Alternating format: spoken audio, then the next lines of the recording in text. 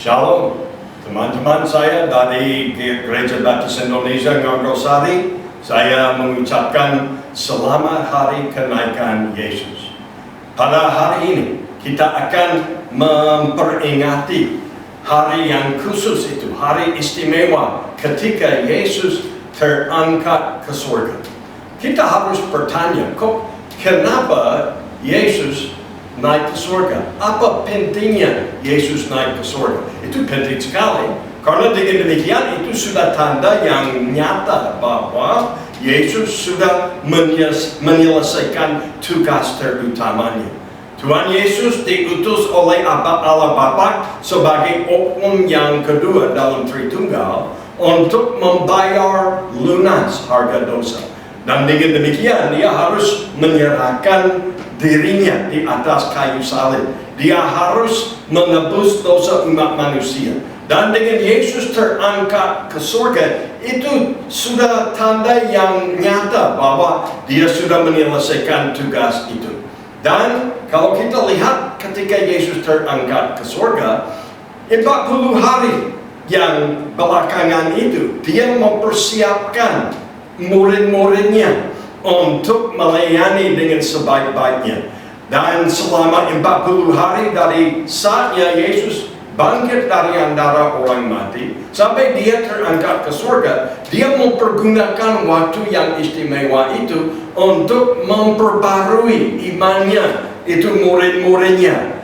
Ingatlah Petrus ketika dia menyangkal Yesus 3 kali, dan saatnya Yesus diserahkan dan ditangkap oleh orang-orang agama dan orang Romawi, itu murid-muridnya lari.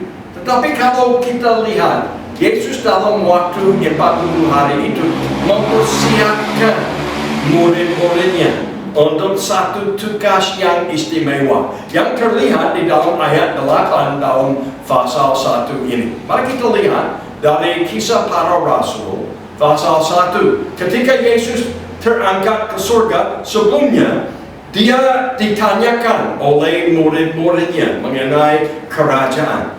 Kapan kerajaan akan dipulihkan kepada orang-orang Israel? Sebetulnya itu pertanyaan yang salah. Mestinya mereka menanti-nantikan itu Roh Kudus yang sebentar lagi akan dicurahkan atas mereka.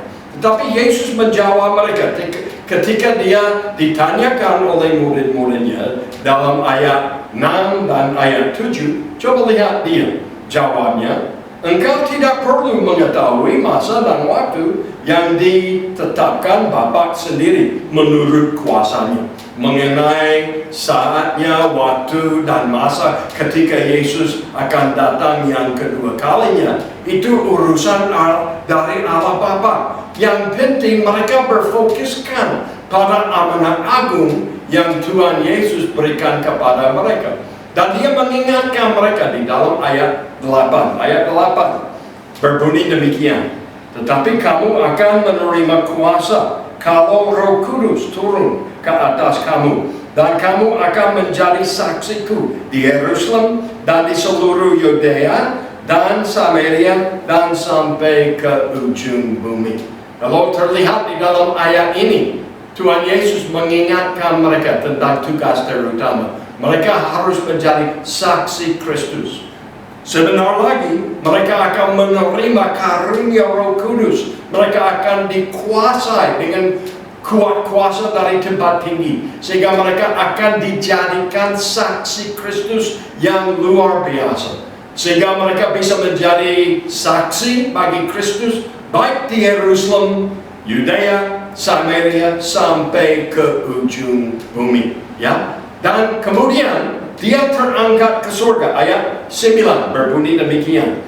Sesudah ia mengatakan demikian, terangkatlah ia disaksikan oleh mereka, dan awan menutupnya dari pandangan mereka.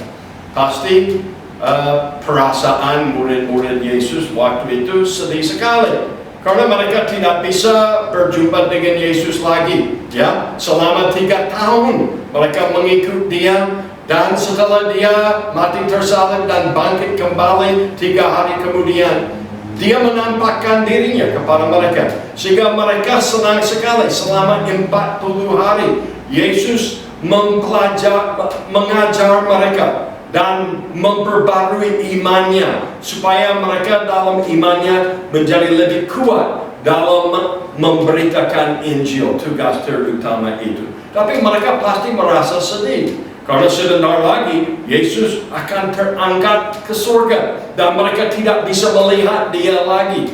Tapi ini merupakan satu transisi, satu peralihan di dalam pelayanan Tuhan Yesus. Walaupun mereka tidak bisa melihat Yesus lagi dengan mata mereka sendiri, tetapi pelayanan Yesus akan dilanjutkan oleh gereja, yaitu tubuh Kristus. Kita semuanya adalah tubuh Kristus, yaitu kita adalah gerejanya. Dan dengan menerima Roh Kudus, kita bisa melanjutkan pelayanan kasih Tuhan Yesus selama kita ada di dunia ini. Kalau kita kembali ke ayat-ayat ini, kita bisa melihat mereka itu senang sekali dengan melihat Yesus. Tapi ketika dia terangkat ke surga, pasti mereka merasa sedih. Tapi Tuhan mempersiapkan mereka untuk suatu peristiwa yang luar biasa. Kalau kita lihat ayat 14 dari pasal 1 Kisah Para Rasul, kita bisa mengerti secara lebih mendalam. Coba lihat ayat 14 berbunyi demikian. Mereka semua bertekun dengan sehati dalam doa bersama-sama dengan beberapa perempuan serta Maria ibu Yesus dan dengan saudara-saudara Yesus.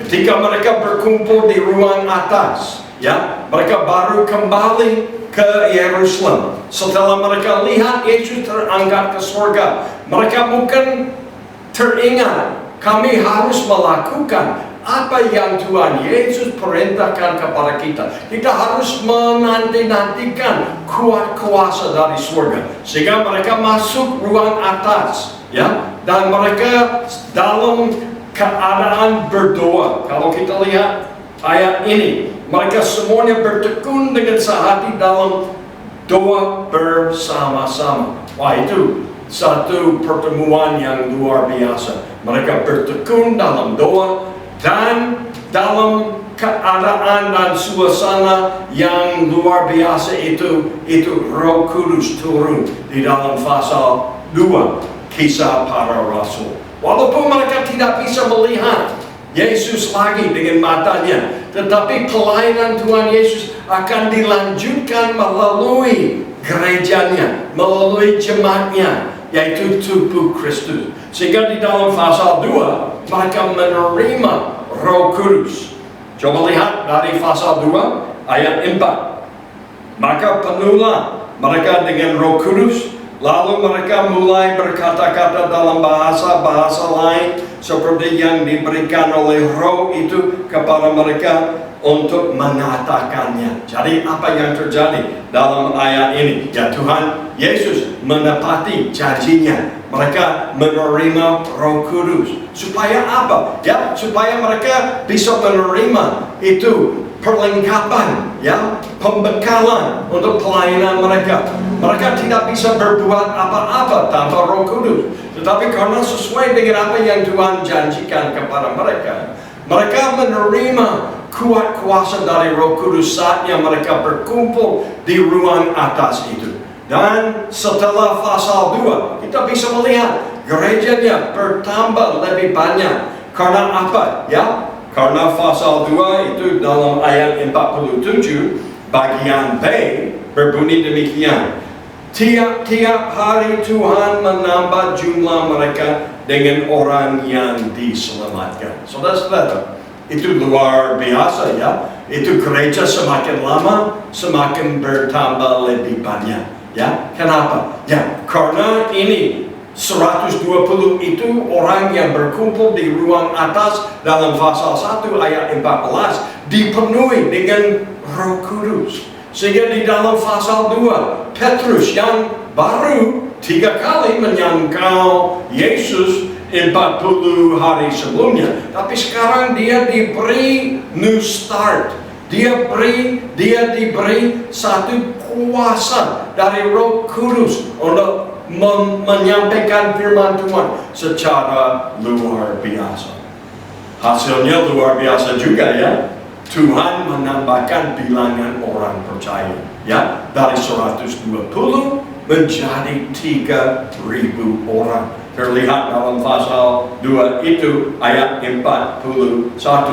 Orang-orang yang menerima perkataan itu memberi diri dibatas, dan pada hari itu jumlah mereka bertambah kira-kira 3.000 jiwa. Saudara-saudara, dari 120 menjadi 3.000 orang. Ya, karena apa? Karena itu jemaat itu diberi Roh Kudus. Ya, karena apa? Ya, karena Yesus sudah menyelesaikan tugasnya, dia terangkat ke surga.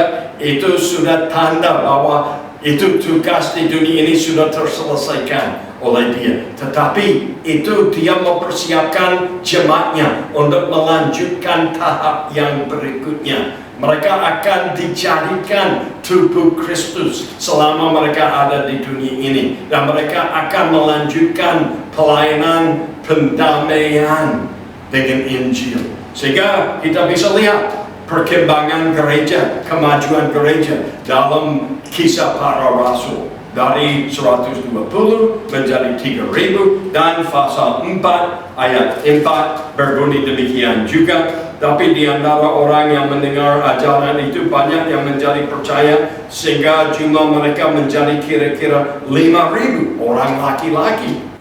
Itu luar biasa. Tuhan mempersiapkan gerejanya untuk melanjutkan itu pelayanan Tuhan Yesus. Memang Yesus terangkat ke surga, ya, dan murid-muridnya tidak bisa melihat dia lagi dengan matanya. Tetapi itu Roh Yesus, Roh Kristus itu dicurahkan ke atas murid-muridnya. Pada hari Pentekostal, mereka menerima karunia Roh Kudus, sehingga mereka bisa melanjutkan pelayanan Tuhan Yesus selama mereka berada di dunia ini. Luar biasa. Kemudian kalau kita lihat pasal 6 dan ayat 7, ya, firman Allah makin tersebar dan jumlah murid di Yerusalem makin bertambah banyak. Juga sejumlah besar imam menyerahkan diri dan percaya. Menarik kesimpulan, ya, kita bisa lihat, ya, Yesus itu menampakkan dirinya kepada murid-muridnya. Ya, selama 40 hari, ya. Setelah dia bangkit dari antara orang mati, dia mempersiapkan mereka melanjutkan pelayanannya. Dia memperbarui imannya yang mungkin bergoyang-goyang karena mereka itu merasa gagal, dan mereka lari ketika Yesus diserahkan untuk disalibkan. Tapi dalam 40 hari itu Tuhan memperbarui mereka. Iman mereka diperkuat. Saatnya Yesus siap untuk terangkat ke surga. Ya, murid-muridnya itu mau lihat Yesus lagi, tapi dia mau menolong mereka supaya mereka bisa dipersiapkan untuk tahap yang berikutnya dalam pelayanan Yesus, yaitu melalui jemaatnya. Ya, dan dia mencurahkan Roh Kudus ke atas mereka. Ada ayat yang menarik juga kalau kembali ke pasal 1. Pasal 1, kita bisa lihat. Kita lihat ayat 11, dan berkata kepada mereka, "Hai orang-orang Galilea, mengapakah kamu berdiri melihat ke langit? Yesus ini yang terangkat ke surga meninggalkan kamu, akan datang kembali dengan cara yang sama seperti kamu melihat dia naik ke surga." Saya masih ingat waktu saya tinggal di Bandung, ada gereja di sana, jemaatnya berpikir Yesus akan datang kembali pada hari yang sudah mereka tentukan. Sehingga banyak orang menjual tokonya, menjual bisnisnya, Dan mereka menunggu Yesus di atas atapnya, ya, menunggu sampai dia datang kembali yang kedua kalinya. Tapi mereka tunggu-tunggu, tetapi Yesus tidak kembali. Bukan orang-orang yang melihat Yesus seperti orang di Bandung waktu itu. Mereka melihat dia dan mereka menanti-nantikan dia dengan harapan dia akan segera kembali ke dunia yang kedua kalinya. Tapi coba lihat apa yang dikatakan oleh malaikat itu kepada mereka, ya. Yesus yang terangkat ke surga meninggalkan kamu akan datang kembali dengan cara yang sama seperti kamu melihat dia naik ke surga. Saudara-saudara, Yesus pasti akan datang kembali yang kedua kalinya, ya. Dengan cara bagaimana, ya? Ya, dengan cara yang sama dia terangkat ke surga, ya. Atas awannya, ya. Dia akan kembali yang kedua kali untuk mengumpulkan orang-orang yang sudah percaya kepada dia dan untuk menghakimi orang yang menolak dia. Saudara-saudara, untuk merayakan hari kenaikan Yesus itu luar biasa karena kita bisa lihat tugas terutama yang Tuhan berikan kepada kita terlihat di dalam ayat 8. Sekali lagi ayat 8 dari Kisah Para Rasul pasal 1. Mari kita lihat ayat 8. Tapi kamu akan menerima kuasa kalau Roh Kudus turun ke atas kamu.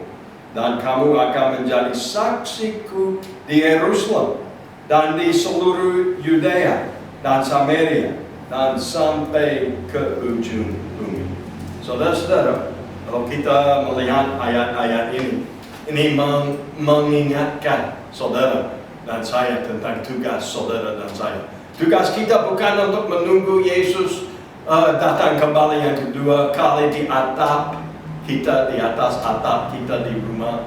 Kita itu tidak harus menunggu di dalam rumah kita. Selama 2 bulan ini kita itu menghadapi COVID-19 dan kita di quarantine di rumah. Dan bukan ada yang jenuh-jenuh itu menunggu di rumah, tak bisa kemana, tidak bisa ikut kebaktian, ya. Tapi kita bisa Itu Tuhan membesarkan hati kita, bahwa Dia mempercayakan satu tugas terutama kepada saudara dan saya. Kita dipanggil menjadi saksi Kristus, ya. Kita menjadi saksi Kristus untuk memberitakan Injil Yesus dimanapun kita berada, ya, baik di Yerusalem, Yudea, Samaria, sampai ke ujung bumi. Dan yang paling penting, Tuhan memberikan perlengkapan kepada kita. Dia memberikan itu kuasa dari Roh Kudus untuk menolong kita melaksanakan tugas terutama ini, yaitu amanat agung. Mari kita tundukkan kepala dan mari kita berdoa. Ya Tuhan yang kami sembah dalam nama Tuhan Yesus, kami bersyukur pada sore hari ini dan kita mengucapkan banyak terima kasih atas karunia Roh Kudus yang Tuhan curahkan ke atas umat-Mu pada hari Pentekostal, sehingga kami diperlengkapi untuk menjadi saksi Kristus di dunia ini, baik di Yerusalem maupun di seluruh Yudea, Samaria, sampai ke ujung bumi. Tuhan, kami tidak bisa berbuat apa-apa tanpa pertolongan dari Tuhan, tanpa Roh Kudus. Oleh karena itu, kami mohon pas hari kenaikan Yesus ini, kami mohon dikuasai dengan Roh Kudus, supaya kami bisa melaksanakan tugas kami dengan sebaik-baiknya. Kami tidak bisa berbuat apa-apa tanpa bantuan dan kuasa dari Roh Kudus. Oleh karena itu Tuhan, kami mohon untuk jemaat di Ngargosari, Tuhan menguasai mereka dengan Roh Kudus-Mu, sehingga mereka bisa melanjutkan pelayanan kasih mereka dan mereka bisa memberitakan Injil dengan keberanian. Terima kasih Tuhan, dalam nama Tuhan Yesus. Amin. Bukan baru ini, saudara belum merasa yakin, saudara sudah percaya sungguh-sungguh kepada Yesus. Dan sore hari ini, mungkin saudara bisa melihat kembali dalam hati saudara. Apakah saudara sudah beriman sungguh-sungguh kepada Yesus? Pas hari kenaikan Yesus, patut kita memikirkan itu pelayanan kasih yang Tuhan berikan kepada saudara dan saya. Ini namanya pelayanan pendamaian dengan mewartakan Injil kepada orang di dunia ini. Kami tidak bisa berbuat apa-apa kalau kita belum menerima Roh Kudus. Dan untuk menerima Roh Kudus harus menjadi anak-anak Tuhan dulu. Dari Injil Yohanes pasal 1 ayat 12. Tetapi orang yang menerimanya diberinya kuasa menjadi anak-anak Tuhan. Kita harus menjadi anak-anak Tuhan dulu. Inilah yang pertama. Untuk berbuat demikian kita harus bertobat dari segala dosa kita. Lalu kita harus beriman kepada Yesus sebagai juru selamat satu-satunya dan Tuhan yang sudah bangkit dari antara orang mati. Dan kita harus menerima Dia secara pribadi, mengajak Yesus masuk ke dalam hati kita dan berkuasa. Saudara-saudara, Tuhan bisa menyatakan diri kepada saudara kalau kita mencari wajahnya dengan sungguh-sungguh. Kalau saudara mau menerima Yesus yang pertama kali, apa yang harus saudara lakukan? Yang pertama-tama bertobat dari segala dosa saudara. Yang kedua, harus datang kepada Yesus. Datang dan beriman kepada Dia sebagai sumber air hidup, sumber hidup yang kekal, sumber satu-satunya. Yang ketiga, saudara harus mengajak Yesus masuk ke dalam hati dan berkuasa. Saudara harus mengundang Dia, harus mengajak Dia. Yesus bilang begini, aku berdiri di depan pintu hati saudara dan saya mengetuk, ya. Kalau ada orang yang membuka pintu dan mengajak saya masuk, saya akan masuk dan bersekutu dengan Dia. Kita harus mengajak Yesus masuk ke dalam hati kita dan berkuasa. Demikianlah firman Tuhan untuk sore hari ini. Selamat hari kenaikan Yesus. Tuhan menyertai, Tuhan menjaga-jaga, Tuhan memberkati.